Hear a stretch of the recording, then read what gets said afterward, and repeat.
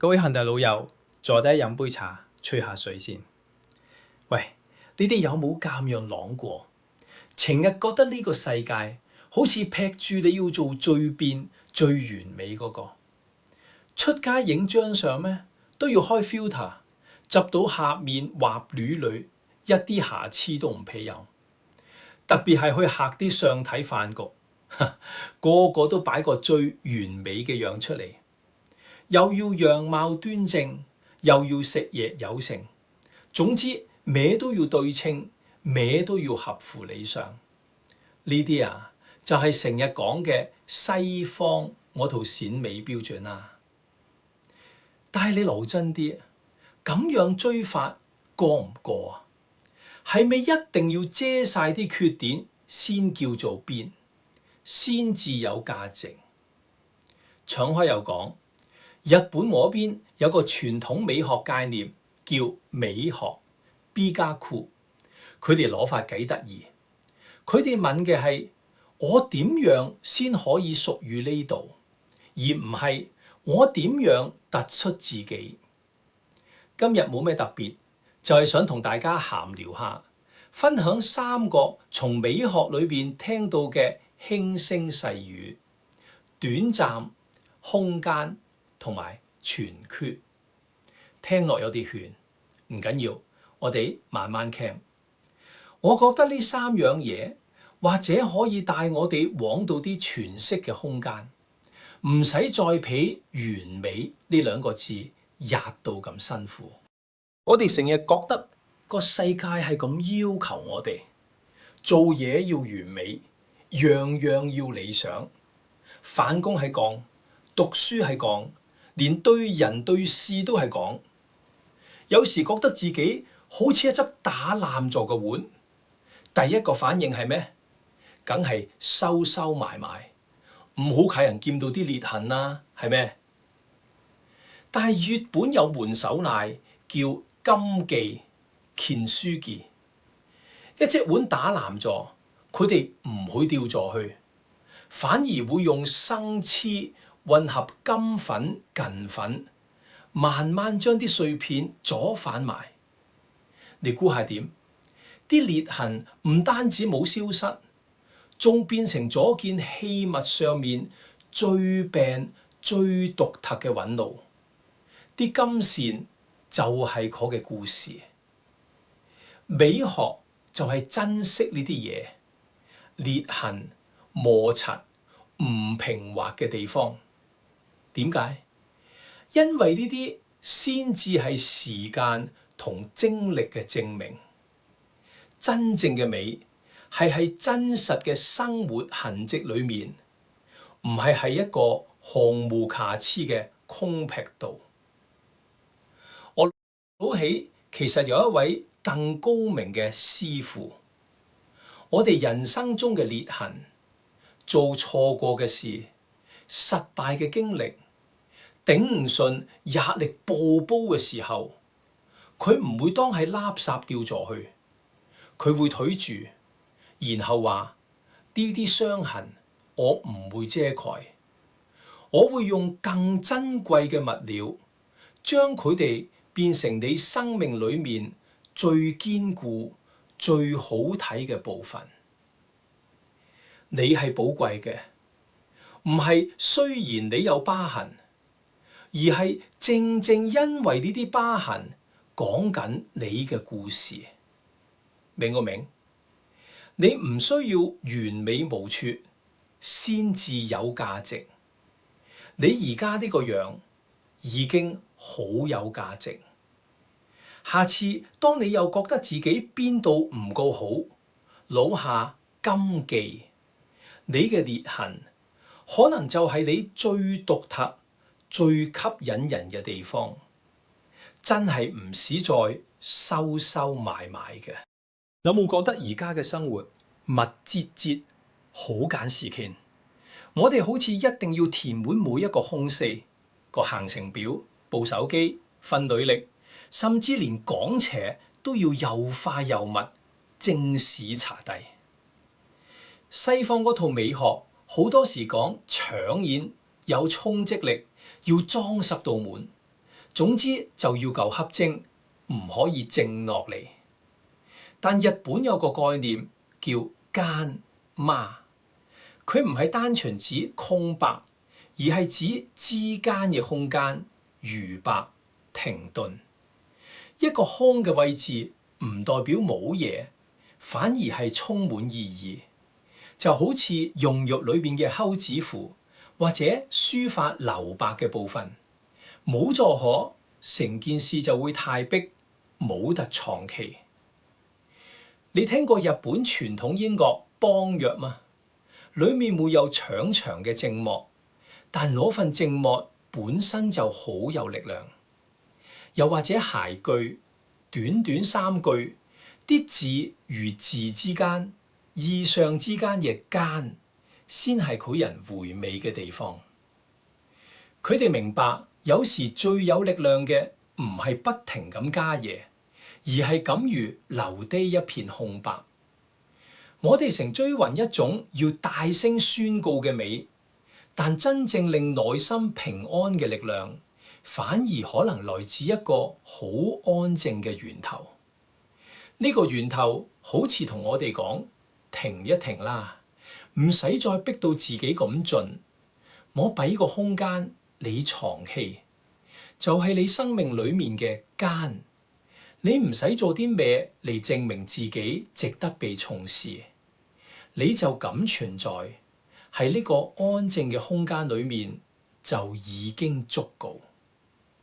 係啊，你冇聽錯，你唔使做到啲咩證明啲咩先至有價值，你淨係需要係度做你自己就已經夠。呢個星期試下喺你密不透風嘅日程裡面加返少少間落去，例如落街行下，但唔戴耳機；食飯之前靜靜坐低1分鐘，試下你會發現，原來留白先係最舒服、最有意義。西方審美好多時想將美凝固落來，認為美應該係影形。於是乎，我哋好精扁佬，好精食藥無以為據，好精數頭上嘅嘢會失去，成日都焦慮，怕啲美好嘅嘢會 fade away， 會消失。但日本有個好微妙嘅感受，叫物哀 （mono no aware）。佢係一種對事物無常、美好意思所產生嘅淡淡哀愁同深切欣賞。呢種感受本身就係美嘅一部分。點解日本人咁鍾意賞花？正正因為佢哋花期好短，山林盛放幾日就隨風飄散，就係因為短暫，先顯得格外珍貴，令人更加用心去欣賞當下嘅盛夏。呢種智慧教曉我哋，美唔一定要天長地久，留意一件事物嘅凋零變化，同留意佢最旺盛嘅時刻一樣，都可以發現美。你明唔明白？最觸動人心嘅美麗，往往就係最唔持久嘅嘢。不過話說回頭，我哋內心深處渴望嘅影形，其實並唔係幻覺。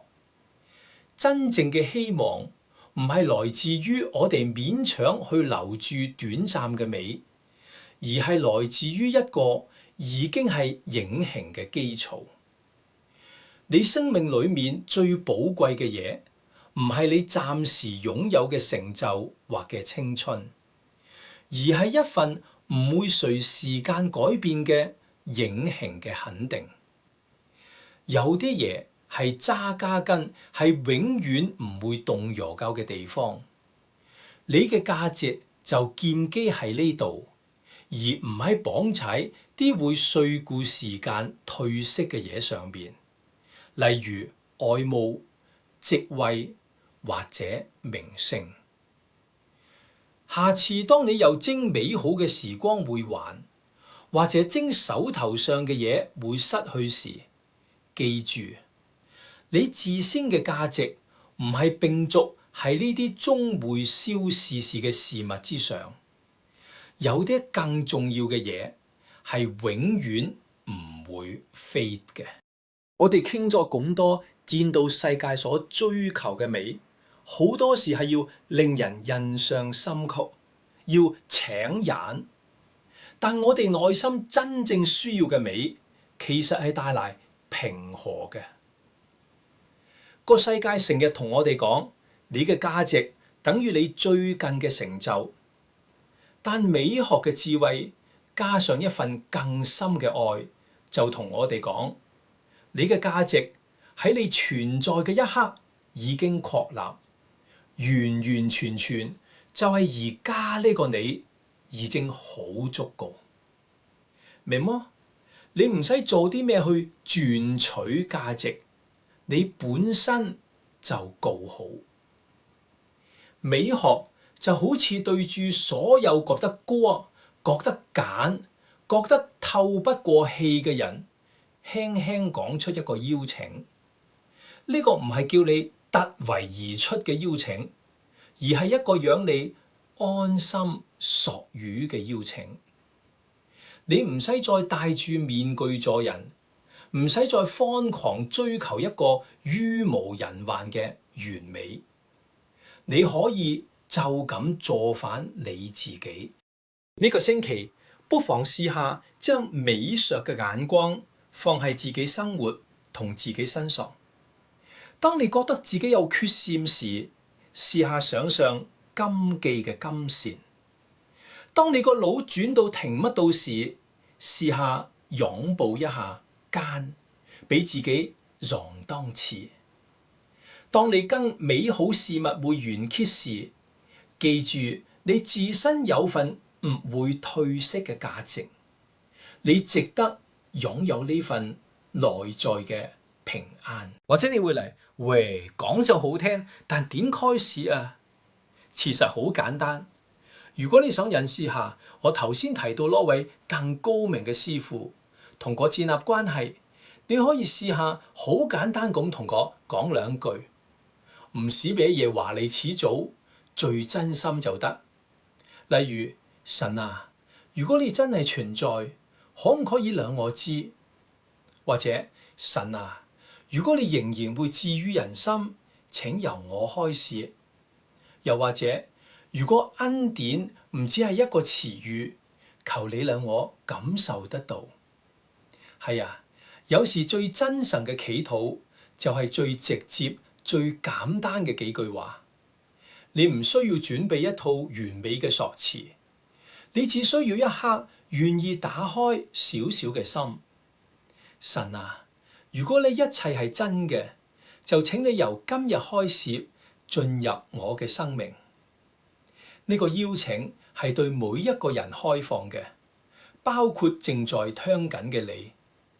唔係因為你已經完美，而係因為你已經被愛緊。點樣？有冇興趣試下接受呢份邀請？對好多人嚟講，上帝就好似一位充滿智慧又貼身嘅朋友，一路陪住自己行人生嘅路。唔知你會唔會都想認識下佢呢？我相信呢次相遇一定會係一段好美好嘅經歷。讓我哋一齊祈禱。主耶穌，我承認我嘅罪，並尋求你嘅寬恕。我願遠離罪惡，並邀請你進入我嘅心靈同埋生命。我願意信靠並跟隨你，成為我嘅主同埋救主。請幫助我理解你個愛同恩典。我需要你嘅指引嚟真正改變我嘅心靈，更新我嘅思想。請引導我，使我嘅行為符合你嘅旨意同埋我生命嘅目的。奉耶穌嘅名祈禱，阿們。